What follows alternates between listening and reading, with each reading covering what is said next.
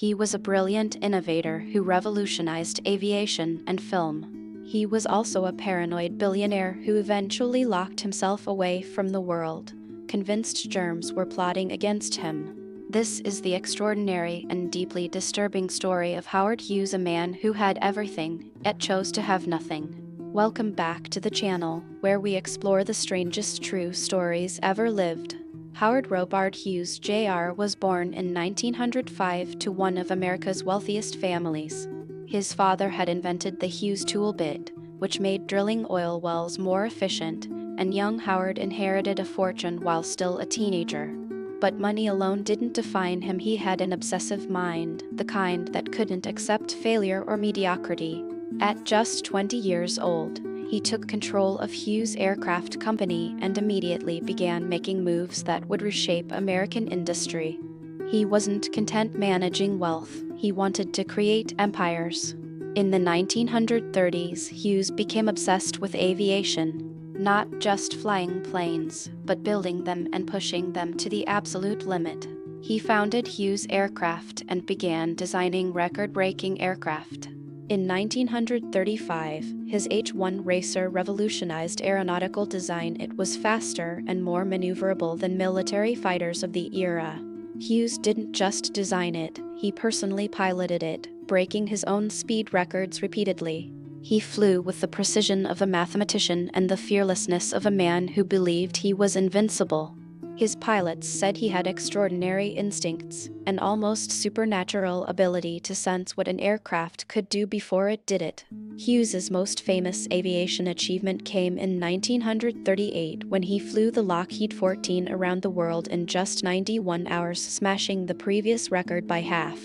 He piloted the aircraft himself with a hand-picked crew, navigating by the stars and instinct across continents and oceans.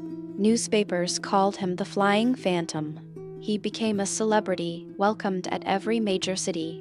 Presidents and royalty wanted to meet him. But Hughes had already developed a peculiar trait. He hated publicity even as he craved recognition.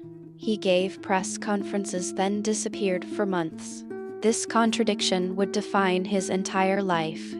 While building aircraft, Hughes was simultaneously becoming a Hollywood mogul. He produced and directed films, owned RKO Pictures, and dated some of the era's most glamorous actresses: Jean Harlow, Ava Gardner, Katharine Hepburn. He was a playboy with a photographic memory, capable of reciting dialogue from scripts he'd only read once. But his relationships followed a pattern: intense obsession followed by sudden withdrawal. He would shower women with gifts and attention, then become controlling and suspicious. Colleagues and romantic partners described the same phenomenon. Howard Hughes demanded total devotion and grew paranoid if he didn't receive it. By the 1950s, Hughes had amassed a business empire worth over $1 billion, an astronomical sum at the time. Hughes Aircraft Company was now a major defense contractor. His aircraft designs were used by the military. He owned airlines and real estate across America. He could have lived like a king, but instead, he became increasingly reclusive.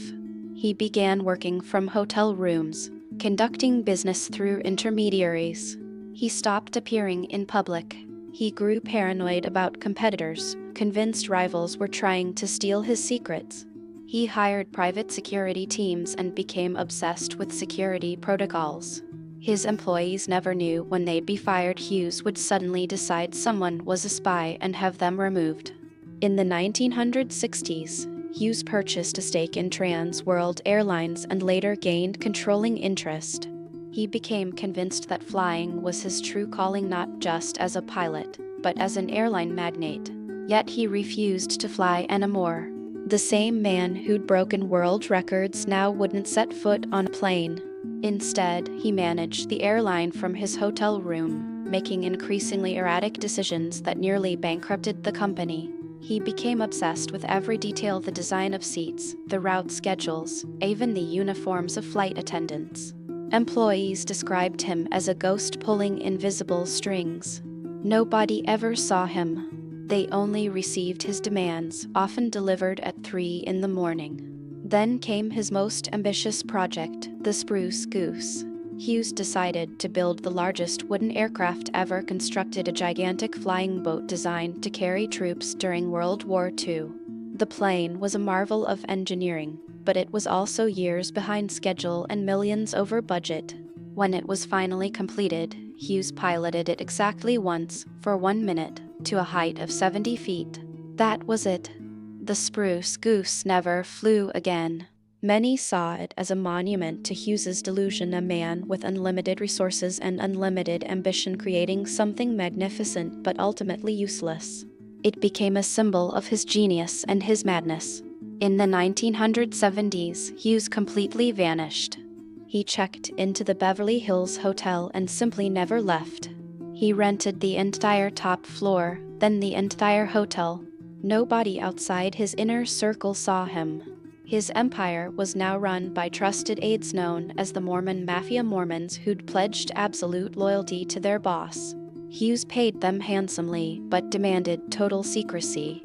He became obsessed with germs.